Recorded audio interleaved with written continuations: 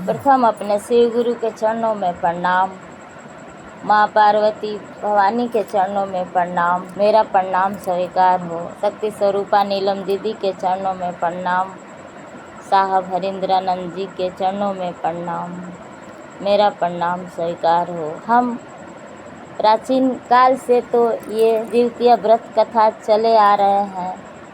सब तो उनकी दया है भगवान का, भगवान विष्णु भोलेनाथ बाबा की ही दया है सब। हम जीवतीय व्रत कथा सुनाने जा रहे हैं गुरु बहना लोग। एक बार की बात है, नवमी सारंग के निवासी ऋषियों ने संसार के कल्याणार्थ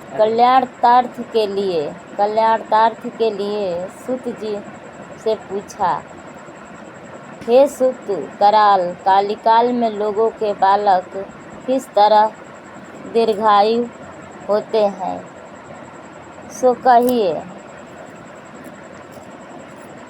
काल में लोगों के बालक किस तरह दीर्घायु होते हैं। सूत जी बोले, जब द्वापर अंत के और कलयुग का आरंभ था, उसी समय बहुत सी शोकाकुल में स्त्रियां पड़ी हुई थी कि क्या इस कालिकाल में, इस कलयुग में जीवित रहने के लिए कैसे हम लोग सोचें कि हम लोग का पुत्र जीवित रहे। कौन सा हम लोग व्रत करें कि हम लोग का जीवित पुत्र रहे। आपस में विचार करने लगे ऋषियों ने। निर्णय कर लिया कि कली में माता जीवित रहने पुत्र मर जाएंगे। वे आपस में कुछ निर्णय नहीं कर सकी स्त्रियां। तब गौतम जी के पास पूछने के लिए गई। जब उनके पास पहुंची तो उस समय गौतम जी के साथ बैठे थे। उनके सामने जाकर कुछ लोग मस्तक झुकाकर प्रणाम किया।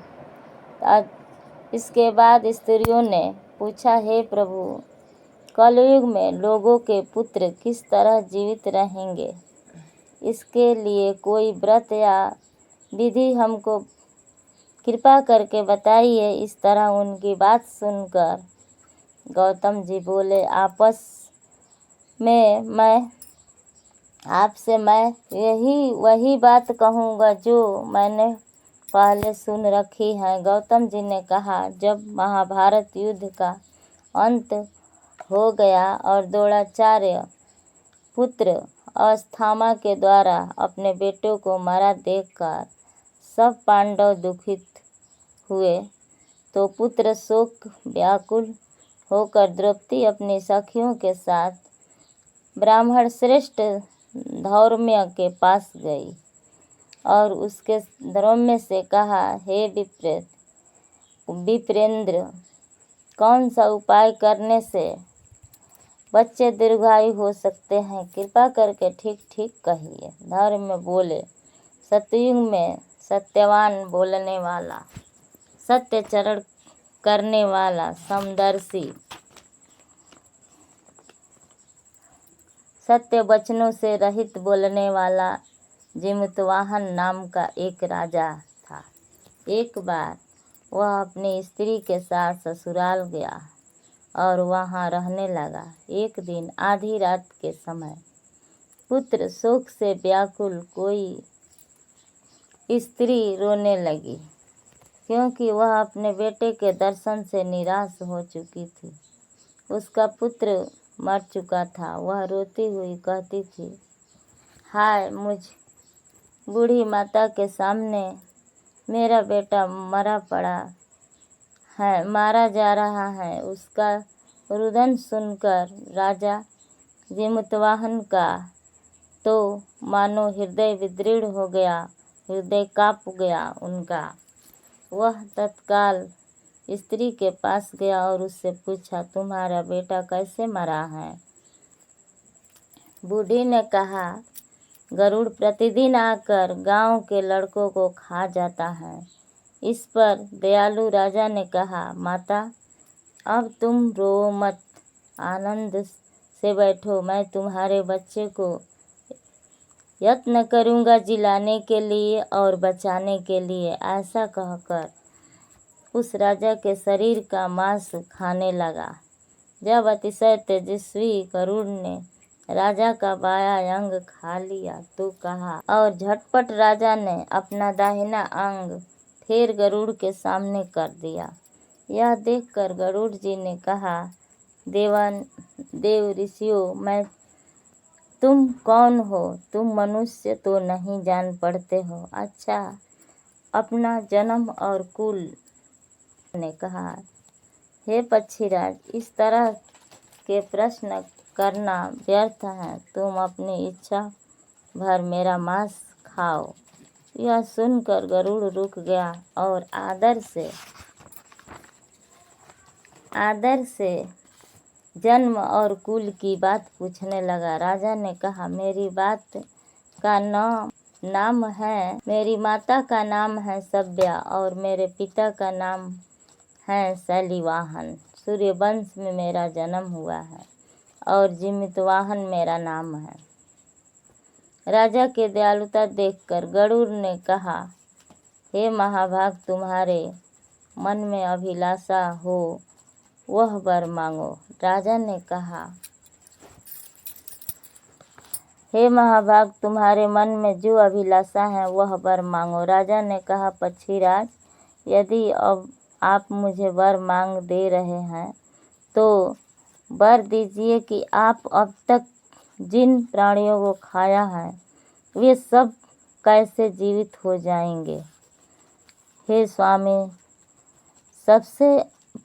अब से आप यहाँ बालकों को न खाएं और कोई ऐसा उपाय करें कि जहाँ जो उत्पन्न हो वे लोग बहुत दिनों तक जीवित रहे।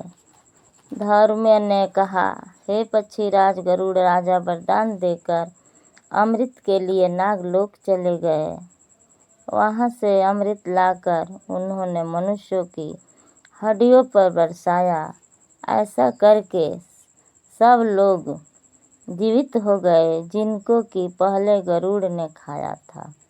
राजा के त्याग और गरुड़ की ऐसा करने से लोग जीवित हो गए जिनको कि पहले गरुड़ ने खाया था। राजा के त्याग और गरुड़ की कृपा से वहाँ वालों का बहुत कष्ट दूर हो गया। उस समय राजा शरीर की शोभा दूनी हो गई।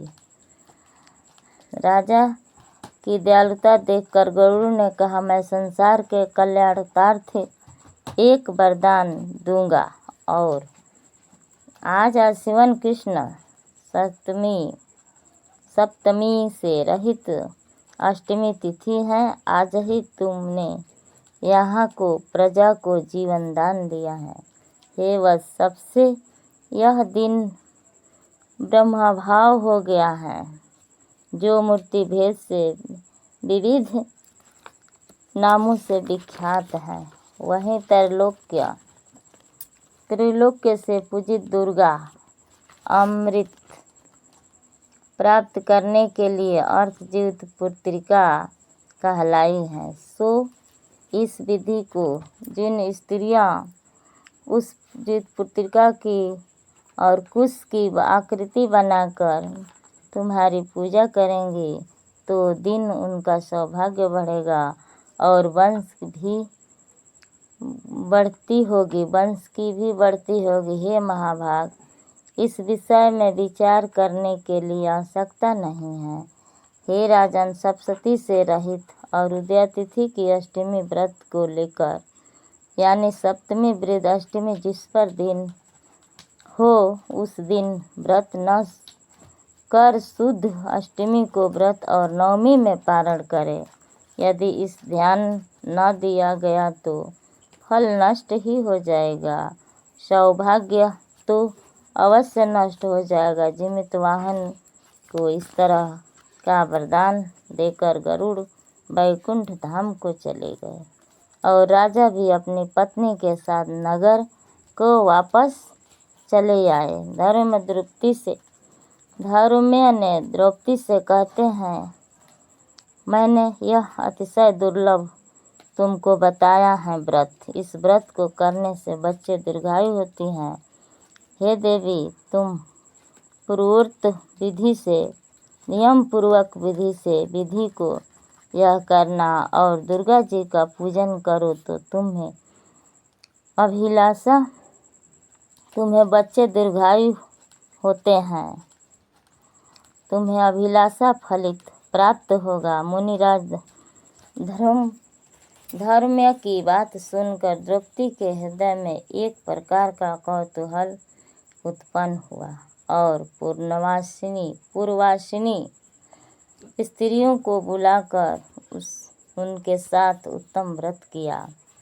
गौतम ने कहा, यह व्रत इसके प्रभाव की किसी एक चिन्ही ने सुन लिया। यह व्रत को करते हुए चिल्ली ने सुन लिया और अपने सखी सियारिन से बताया।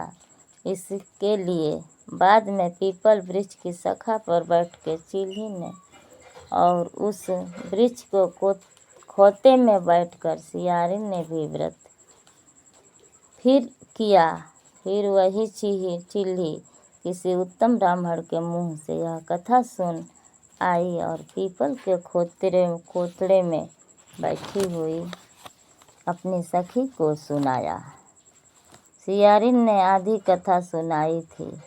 उसे भूख लग गया और वह उसी समय 100 शमशान में 100 मरे हुए थे वहाँ पहुँच गई और वहाँ जाकर और वहीं सवेरा हो गया और चिल्ली बिना खाए पिए ही रह गई। सवेरे वह गौशाला में गई।